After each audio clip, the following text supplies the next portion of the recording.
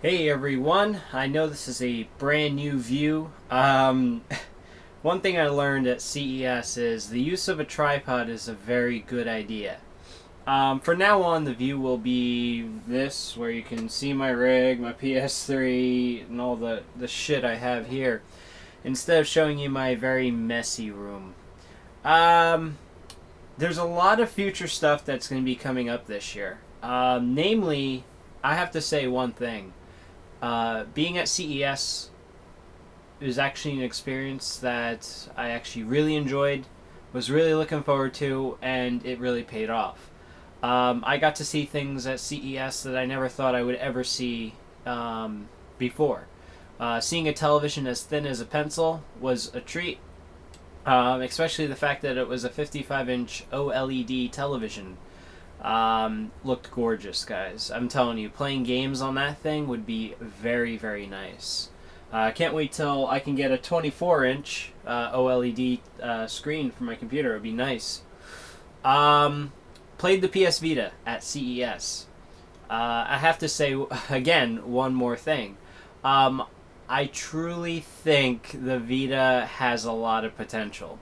I played every game they showed off there. Hot Shots Golf World Tour, Resistance, Burning Skies, Unit 13, FIFA 2012 or 2013, I don't know which one it was, Little Deviants, Little Big Planet, Mod Nation Racers Head On, I believe it was, or no, Road Trip, there you go. What else? Oh, Uncharted, Golden Abyss, and I could have sworn there was a few more. Oh yeah, Wipeout 2048, the one that I made a video. Namely, my grandfather recorded the video. I got to play Stuart Tilley. Now, Stuart Tilley, he's the game director, as well as the executive game director. I forget the guy's name. I think it's Graham or something. He was playing the PlayStation 3. Stuart was playing the Vita, and I was playing the Vita. And they were showing off cross-platform play, which works really well. I'm pretty sure it's not finalized yet, but what they basically did, and this is what Stuart was telling me, was that my question was, okay, how can you play cross-platform play with the PS Vita with Wipeout HD if Wipeout HD doesn't have the new tracks? Well, Wipeout HD isn't going to get new tracks. Basically, the Wipeout 2048 is going to have, I believe he mentioned 10, I could be wrong, but I thought he mentioned 10 tracks from Wipeout Wipeout HD, which you will be able to play against the PlayStation 3. And as I say, it works really well. Now, graphics-wise, from what I've seen, it's almost identical to the graphics of the PlayStation 3's Wipeout HD. There are some minor differences, but pretty much it is impressive that a little handheld such as that is showing off graphics to that caliber. Other games, not so quite. Basically, Uncharted, I think I could be wrong, but I think like the demo that they were showing off stages that weren't outdoors, so you didn't really get to see the green, Uncharted 1 type of scenery. But from what I was seeing on the interior, it didn't really look that good. And they're saying that that's supposed to be the showpiece. I felt that other games actually had better graphics. Controls. I have to say, the analog sticks are really impressive. They are very different. You have to try it first to really judge how you will like it. It's nowhere near as bad as the PSP's. And it is better than the 3DS's analog circle pad, whatever the fuck. But they're not as fluid as a PlayStation 3 controller. I mean, if you look at this, this has a lot more movement, but the Vita seems more stiff. It doesn't really have that much range of motion, but it's not as stiff as the PSP. It's much looser in that regard. Overall weight of the device, it felt very light, even though it was attached to some sort of like chain, so you couldn't steal the thing. The buttons are better than the PSP's. The screen itself looks really nice. It's OLED, which is a completely different technology from LCD. Basically, each individual pixel gives off light. So if you have a scene where it's very dark and there's nothing supposed to be displayed on a specific pixel, that pixel's actually off. There's absolutely no light being given off by that particular pixel. So you're going to have perfect black pictures, which are completely unachievable with LCD. Just doesn't happen. So, what else at CES?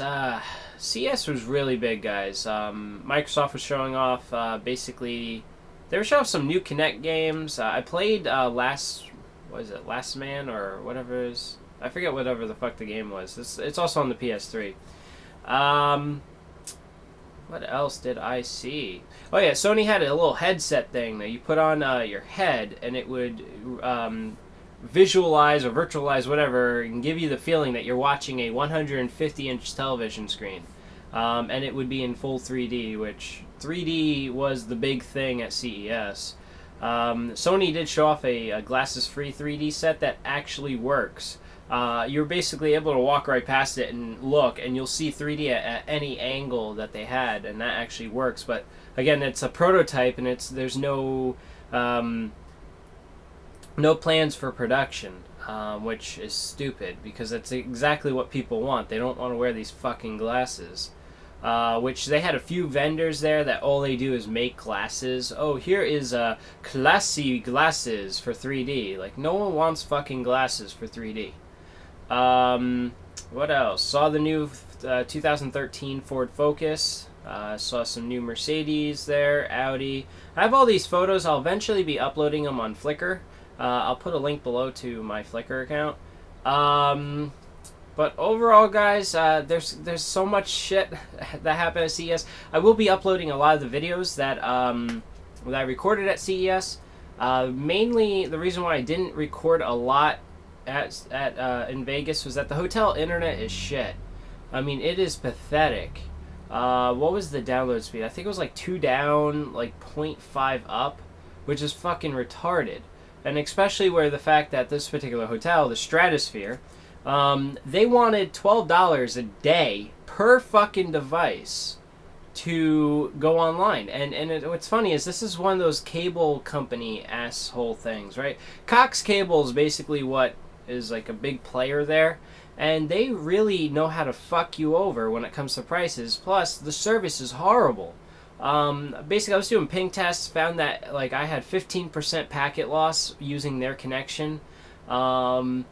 And the fact that you have to pay for this was just retarded. So eventually I did write an email to the hotel, and they waived all the fees. So I got it for free. But still, it prevented me from doing what I wanted to do.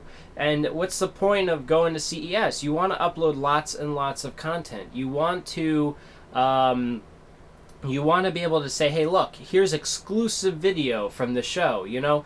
That's kind of what people want to do at CES, but unfortunately these hotels have a dick up their ass, and they don't realize that, well, when you're watching the news says, well, the CES convention is really the biggest, economy boost here in Las Vegas, that this show is what keeps Vegas where it is, and, they're like basically saying that CES is the biggest event in Vegas.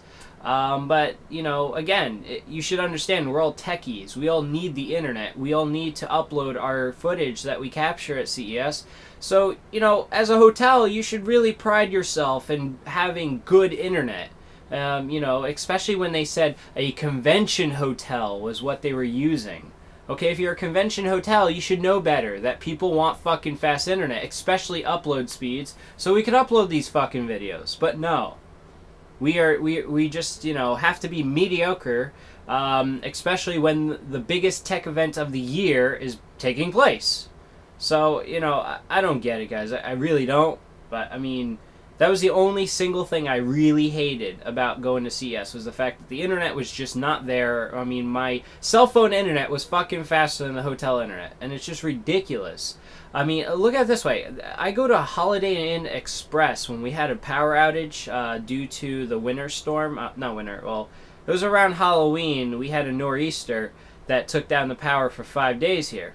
And basically, we would go to a hotel in a few towns over. Holiday Inn Express. You don't have to pay for the internet. It's 30 fucking down, right? And it was about like 20 something up. And it was fucking blazing. I was like, shit. So, you know, I'm getting free internet here. It's blazing fast. But then I go to a hotel that I'm paying over $600 for. And I have to pay $12 for additional internet that just sucks. So that really pissed me off, guys. You know, and I'm sorry for ranting so much on it, but you have no idea. It's like, it's basically the same as living without electricity. I mean, what good is a computer when you don't have internet? I mean, these days, you know, a computer is useless without the internet. I mean, everything you could and want to do is pretty much online now. And, you know, it just sucks. So, well, take care, guys. Look out for future content. In an upcoming video, I'll discuss more about upcoming events. Yeah, so take care and subscribe if you haven't, and check out all the video I'll be uploading from CES.